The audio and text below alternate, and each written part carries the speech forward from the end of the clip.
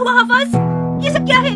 क्या किया तुमने अपने साथ? मेरे बच्चे। बच्चा नहीं हूँ मैं बुढ़िया, मैं हूँ हफ्स इब्ने उमर इब्ने साद इब्ने अबी वकास, सत्तार जंग करबला का बेटा, फातेह ईरान का नवासा।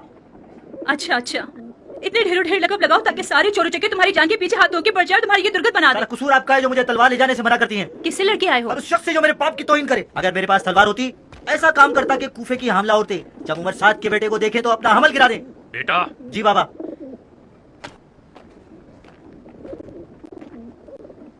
तुम लड़े क्यों थे? उरियान के साथ नहर पर मछली पकड़ने गया था कि माई गिरोह के 6-7 बच्चे हमारा रास्ता रोक के खड़े हो गए कि यहाँ हमारा कब्जा है, तुम्हें यहाँ शिकार का हक नहीं। उरियान डर गया, वो वापस लौटना चाहता था। मैं उनके सामने डटकर खड़ा हो गया। कब्जे का क्या मतलब है? नहर तो सबके लिए है, नहर खुदा की है। हमारी बहस बढ़ गई। उरियान के मुंह से निकल गया, जानते हो किससे लड़ रहे हो? ये उम्र साद का बेटा है। उन खबीसों ने कहका लगाकर मेरा मजाक उड़ाया।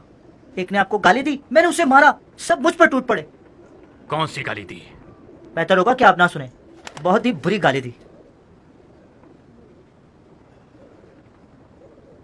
तुम्हें कुछ हुआ तो नहीं? नहीं, कुछ भी नहीं हुआ। नाक से खून बह रहा है, थोड़ा सा सर भी फटा है। अगर उरियान नहीं भागता तो उनका हश्र नचर कर चुके होते हम। मैं एक था, वो लोग साथ थे। हैफ की तलवार नहीं थी मेरे पास। आज के बाद जहां भी जाओगे तलवार हमारी करके जाओगे। इन कूफियों से अब सिर्फ तलवार की जबान से बात करनी होगी।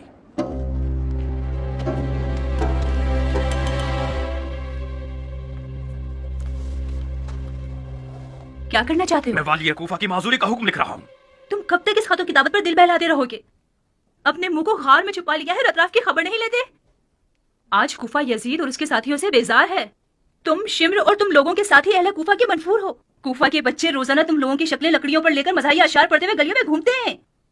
अगर तुम जैसे लोगों की जुबैरियों के नजदीक कोई कदर मसलत होती तो वो तुम लोगों को खाना नशीन नहीं करते। तुम अपने ही घर में कैदी हो उमर, यकीन क्यों नहीं करते? खुदा की कसम, हमारे पास कूफा छोड़ने के सिवा कोई हल नहीं है। जारिया, अगर आंधी भी आ जाए तो वो भी मुझे कूफे से नहीं हिला पाएगी। अब तुम बोलती रहो।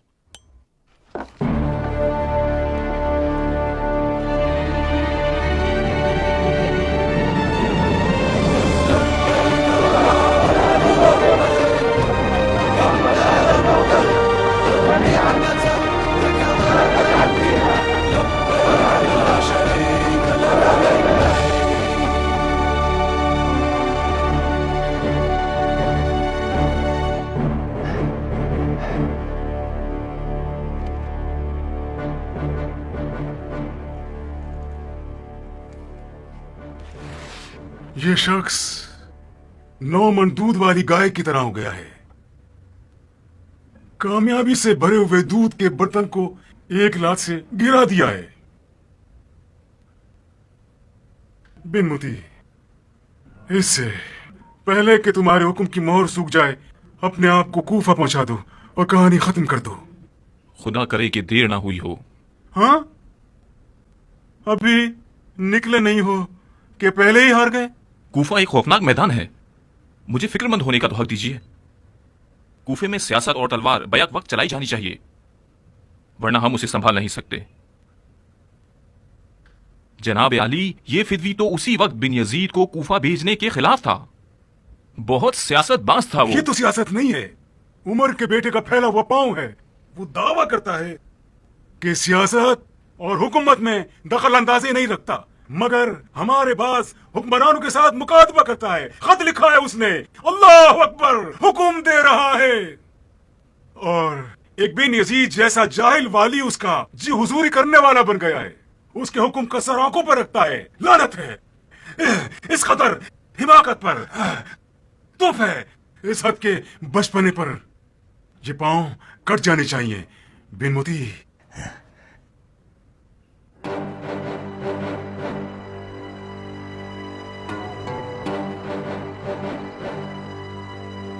तुम्हारी मुख्तार से पुरानी दोस्ती है, तो फिर कोशिश करो कि उसे अपनी तरफ बुला लो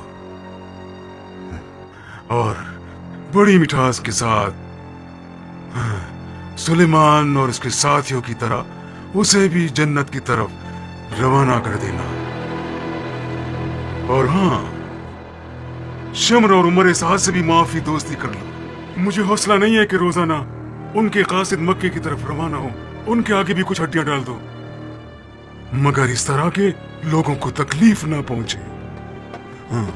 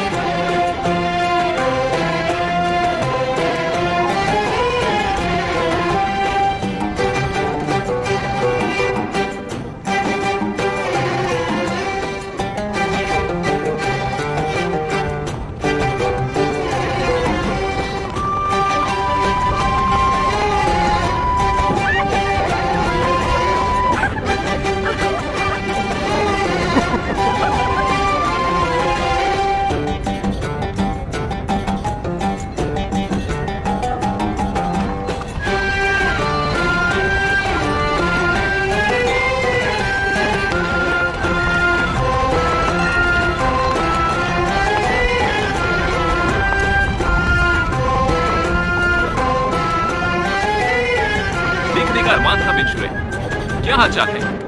बस आपकी दुआएं हैं। आप कैसे हैं? हम दुआ गो और शुक्रगुजार हैं। इस तरफ कैसे? खुदा ने तौफीक दी तो उम्रे का अशरफ हासिल करने जा रहे हैं। उम्रा?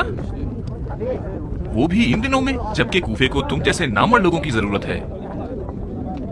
वाजिब फरीजे को छोड़कर मुस्तहब को अदा करने जा रहे हो।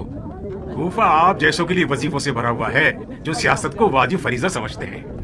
हम जैसों के लिए नहीं, जिनका सरोकार ज़राअत से है। किस बात पे हंस रहे हो बिन मुती? आपकी मुर्गी की दुम जो नजर आ रही है। ये मुर्गी की तुम कहाँ है? कूफे की राह यहाँ से है और आप मदीने से आ रहे हैं। रोज़े रसूल की ज़ियारत को गए थे ताकि हमारे उम्रे का सवाब दोगुना हो जाए। इसमें कहाँ पर हंसने की बात थी? ये कहो कि हजरत सज्जाद के पास गए थे ताकि सियासी जिम्मेदारियों के बारे में सवाल करो। बहुत खूब। उनकी राय क्या थी?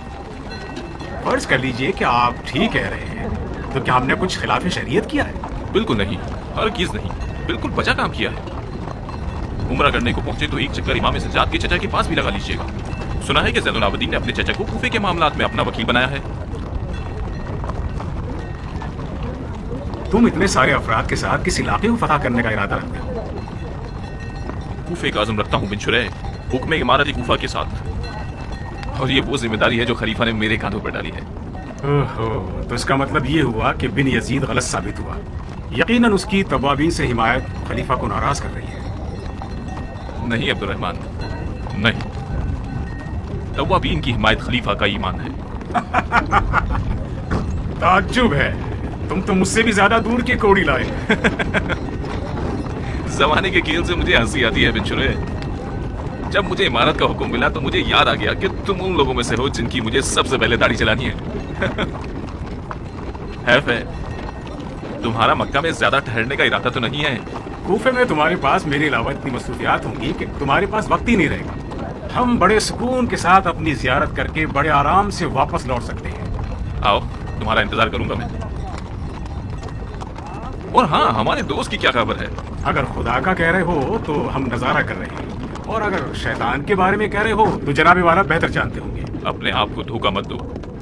हम दोनों का खुदा और शैतान के अलावा एक तीसरा दोस्त भी है। उसका नाम अबू इसहाक मुख्तार है। मुख्तार या जिंदान में है या मैदान में, बज़ाहिर बिन यजीद ने तुम्हारे लिए रास्ता हमवार बना दिया है। मैंने सुना है उसने मुख्तार को कैद कर लिया है। मुख्तार को जब मैदान में होना चाहिए वो कैद में होता है, और जब उसे कैद में होना चाहिए वो मैदान में होता है। ऐसा लग रहा है कि बहुत अरसे से तुम कूफे से बेखबर हो। बिन यजीद ने मुख्तार को आजाद कर दिया और अपने आप को कैदी बना लिया, और इन दोनों के बीच में मैं फंस गया हूं।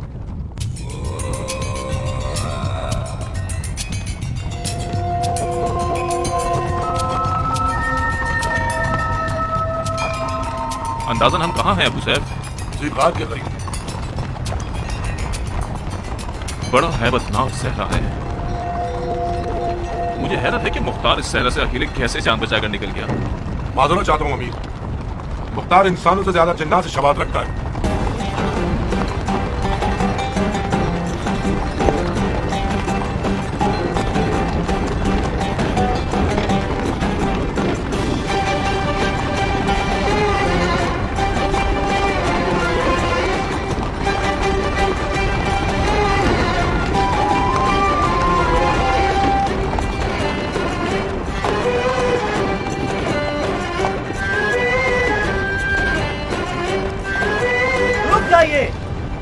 बसरा और कूफा के दोराहे पर पहुंच गए हैं।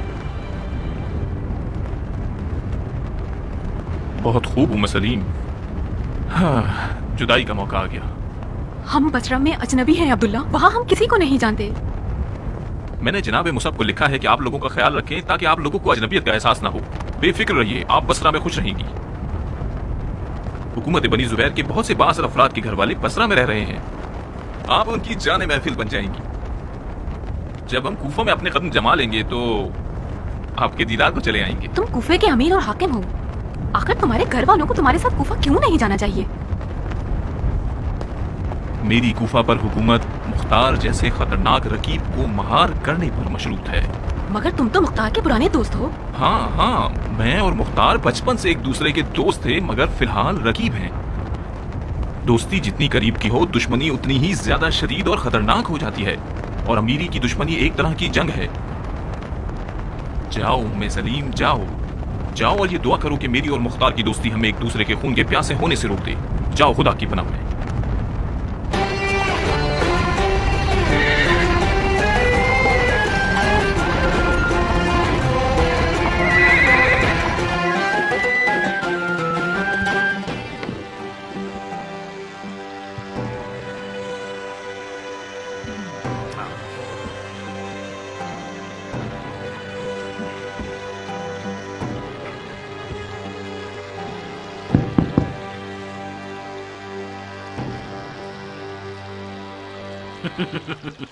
इतने बेचैन क्यों हो बिन मुती? बड़ी तंग करने वाली जगह है। तुम बैठते थे तो पुरसुकून थे क्या? जी नहीं, कितनी दफा इसने मुझे कब्र दिखा दी। इसी वजह से हम उतर चुके हैं और आप इस पर सवार। अपनी बैठक पर ध्यान रखिएगा। जब मेरी बेचैनी की वजह जानते हो तो पूछ क्यों रहे हो? मैं ये तसल्ली करना चाह रहा था कि गलती मेरी नहीं थी। ये सवारी एक डसने वाली शय है। हमें सहरो जादू आना चाहिए ताकि इसे मार कर सके। सही। अगर सहरो जादू से हुकूमत की जा सकती तो अभी तक जादूगर नमूने इस वक्त तुम्हारी नमाज़े जनाजा पढ़ रहे होते। जिसको कूफे में जादू ना आता हो वो मौत के घाट भी उतरता है। तुम अच्छे सियासतदान हो बिन यजीद, और एक अच्छे जादूगर भी। हुकूमत करना जादूगरी से ज्यादा मुश्किल है। बाज औकात हाथ में आसाए मूसा भी हो तब भी काम नहीं चलता। हुकूमत में कुछ मामले ऐसे भी हैं जो सिर्फ टेढ़ी तलवार से ही सीधे किए जा सकते हैं। जाइए और अपने आप को मक्का मुकर्रमा के सफर के लिए तैयार कीजिए। क्या ये हुकूमती सदा का हुक्म है? क्यों? मैं जानना चाहता हूँ। हाँ, मैं जानना चाहता हूँ कि अगर खलीफा का हुक्म है कि हम मक्के चले जाएं तो सर आंखों पे चले जाते हैं, लेकिन अगर आपका हुक्म है तो इजाजत दीजिए कि हम अगली मंजिल का इंतखाब खुद कर लें। अगर इंतखाब का इख्तियार दिया जाए तो कहाँ जाएंगे? मक्के के अलावा कोई जगह। कहीं आपको ये बुरा तो नहीं लग गया कि खलीफा ने आपकी जगह हमें बिठा दिया है? खुदा न खास्ता आप आले जुबैर को पीठ दिखाने का इरादा तो नहीं रखते? हरगिज नहीं। हमने हुकूमत की शर्तें आले जुबैर की बैत नहीं की है। हमें शरई जिम्मेदारी ने बैत करने पर मजबूर किया था। जब तक खलीफा और हम हैं, हम अहद व मीसाक पर हमेशा साबित कदम रहेंगे। मैं जाती तौर पर थक चुका हूँ और कुछ अरसे सियासत के खेल से दूर रहना चाहता हूँ। इब्राहिम के बारे में नहीं जानता। और मैं मज़ार रसूल पर जाकर मुजावर कब्र नबी बन जाऊंगा। आप लोगों की जैसी मर्जी। बिन यजीद, आप जहां का भी इरादा रखेंगे हमें जरूर बता दीजिएगा ताकि आपके सफर के असबाब मुहैया कर दिए जाएं। और तुम बिन मुजारिब, कूफियों को मस्जिद में बुलाओ। शरन और उर्फन, हमें हुकूमत को मस्जिद कूफा और उसके मेंबर से शुरू करना चाहिए। है मुसलमानों, उस खुदा की कसम जिसका कोई शरीक नहीं, तुम लोगों की भलाई इत्तेहाद में है, निफाक में नहीं। हम सब एक वाहिद खुदा रखते हैं, एक रसूल रखते हैं। हमारा एक कुरान है, एक वाहिद कबीला है और इसके अलावा दुश्मन भी वाहिद है। बईद है कि कूफे में आज कोई फिरका खड़ा हो जाए जिसे मुरवानियों और उमवियों के फिस्क पर यकीन न हो। अगर कोई महदूद सा तबका मिल भी जाए तो वो मुंजरी कौम है। आप लोगों ने यजीद के कारिंदों को कूफे से निकाल दिया, मगर खतरा खत्म नहीं हुआ। मरवानियों के नाम से जाहिर होकर आपकी तरफ आ रहे हैं। जैसा कि आप लोग जानते हैं, मरवानियों ने शामात पर कब्जा करते ही बिन दलाजा को एक लश्कर के साथ हिजाज की तरफ भेज दिया है और इब्ने जियाद को इराक की तरफ। अब्दुल मलिक मरवान ने इब्ने जियाद से कहा है, अगर कूफे पर मुसल्लत हो गए अगर कूफे पर कब्जा कर लिया तो 3 दिन और 3 रात तक, 3 दिन तक कूफियों की नामूस तुम और तुम्हारे लश्कर पर हलाल है। तू ही बचा ले या अल्लाह, तू ही बचा ले या अल्लाह, तू ही बचा ले या अल्लाह, तू ही बचा ले या अल्लाह। भाइयों, दुश्मन बहुत ज्यादा और मुसल्ला है। अगर आप लोग ग्रोहों में बढ़ जाएंगे और बरवानियों के मुकाबले पर जाएंगे तो फतह और जफर मुयस्सर नहीं होगी। जैसे कि तव्वाबीन मगलूब हो गए और ऐनुल वर्दा में उनका खून बहा, और खुदा उनकी मगफिरत करे। बहरहाल अमीरुल मोमिनीन ने मुझे आप लोगों की तरफ भेजा है ताकि आप लोगों के लिए लश्कर तरतीब दे सकूं और आपकी सरहदों की हिफाजत करूं, आपके खराज लूं और आपके हिस्से तकसीम करूं, और आप लोगों के खराज का बाकी मांदा हिस्सा आप लोगों की रजामंदी के साथ अमीरुल मोमिनीन के लिए भेज दूं।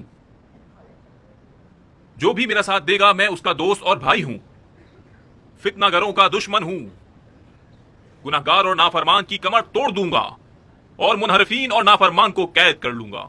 ये तो वही इब्ने ज़ियाद का तरीका है अमीर। अभी मेरा खुतबा खत्म नहीं हुआ है साहिब। बातिल बातों का इख्तिताम नहीं होता। जो कुछ अब तक आपने फरमाया वो सिर्फ तकरार और तनाकुस था। इन लोगों ने वाज़ और नसीहत बहुत सुने हैं। इन्हें ऐसा अमीर चाहिए जो अपनी बातों पर अमल भी करे। शैतान की बातें, वो भी एक फाजिल और अकलमंद इंसान से। साहिब इब्ने मालिक आशरी की जबान से सुनना ताज्जुब खेज है। ये सिर्फ उस वक्त सुनी जा सकती है जब वक्त जाया करना हो। मैं ऐनुल वर्दा की कत्लगाह से आ रहा हूं शेख। आपने फरमाया कि मैं शैतानी जबान में बात कर रहा हूं। बैद नहीं, बशर खता का पुतला है। हम सब शैतान के वसवसों की जद में हैं। बेशक अगर मैंने भी अपने नफ्स के शैतान को मार डाला होता तो मैं अपने तवाफ साथियों के काफिले से पीछे ना रहता। आप जो कि ईमान का नकाब चेहरे पर रखते हुए और मिंबर रसूल अल्लाह पर बैठे हुए हैं, आपको भी शैतान से डरना चाहिए। बिल्कुल बिल्कुल, ये बात तो हक की बात है, खुदा का फरमान है। साहिब ये बातें तो हिदायत से भरपूर हैं। जो तुम्हारा दिल कहना चाहे कह दो, सर आंखों पर सुनेंगे। शायद मेरी सारी बातें आपके मिजाज को अच्छी ना लगे, लेकिन अगर हकीकत के तलबगार हो तो हिदायत करें। तवाबीन ने अपनी शरई जिम्मेदारी पर अमल किया। अगर कूफे का हाकिम वक्त उनकी मदद करने में मुजायका ना करता तो ऐनुल वर्दा का मैदान आज मरवानियों का मक्तल होता, ना कि तवाबीन का। अगर बिन यजीद तवाबीन की मदद कर सकता था और उसने नहीं की, खुदा उसे माफ न करे कि उसने गुनाह किया है। बिन यजीद ने मदद नहीं की क्योंकि ये आले जुबैर की सियासत है कि शिया कूफे में ज़ईफ हो जाएं और अकलियत में रह जाएं। ये लोग शियों को गिरोह गिरोह की शक्ल में मरवानियों के मुकाबले पर भेजना चाहते हैं ताकि शिया खत्म हो जाए और उनकी ताकत पामाल हो जाए। ये गलत बात है, मुवाफिक नहीं हूं मैं साहिब। अगर तुम मेरे खुतबे को गौर से सुनते तो मैंने अर्ज किया था कि सब मिलकर दुश्मन से लड़ने जाएंगे, गिरोहों में बैठकर नहीं और मनमानी करते हुए नहीं। अगर तवाबीन ऐनुल वर्दा नहीं जाते तो क्या आले जुबैर की तलवार उनकी गर्दनों पर थी कि क्यों नहीं जा रहे? ये कौन सा तफरका फैलाने वाला जुमला है? खुदा लानत करे उस पर जिसका इरादा तफरकाबाजी हो। आमीन या रब्बल आलमीन। अगर आप जंग का इरादा रखते हैं तो अज़्म कीजिए, लश्कर भेजिए, शिया भी आपके साथ होंगे। जी नहीं, हरगिज नहीं। तासुब से दिलों को पाक कीजिए ताकि हम सब मिलकर जिहाद करें। हालात मेरे तसव्वुर से कहीं ज्यादा खतरनाक हैं। खलीफा की तौहीन, वो भी खुलेआम, यानी जुबैरियों के ऊंट को कूफे में ज़िबाह कर डालना। बिन यजीद ने हुकूमत नहीं की, खेल खेला है, बिल्कुल उन बच्चों की तरह जो बादशाह बनने के खेल खेलते हैं। माफी चाहता हूँ अमीर, इनसे मीठे अंदाज में पेश आएंगे तो ये हम पर सवार हो जाएंगे। आप इनसे बहुत ज्यादा अच्छे अंदाज में पेश आते हैं। मुझे मजीद बरहम मत करो, मैं पहले ही अपने आप में बहुत उखड़ा हुआ हूँ। सियासत में बाज़ औक़ात एक मुस्कुराहट से एक लश्कर की जितनी फतूहात हासिल की जा सकती है। मैं हंसने पर मजबूर था, अगर हंसता नहीं तो हालात की नौयत को समझ नहीं पाता। साहब तो मुख्तार के करीबी दोस्तों में से हैं। इन तमाम गुस्ताखियों का असर वजह मुख्तार है। मुख्तार को आज़ाद नहीं होना चाहिए था। मुझे बावसूख खबरें मिली हैं कि मुख्तार ने आज़ादी के बाद शियों के बुजुर्गों से मुज़ाकरात किए हैं और उन्हें बैत के लिए तैयार किया है। मुख्तार को कैद करना एक गलती थी, मगर उसे आज़ाद करना उससे भी बड़ी गलती है। खुदा कत्ल कर दे बिन यजीद को, बिला वजह उसने मुख्तार को एक खतरनाक रकीब बना दिया।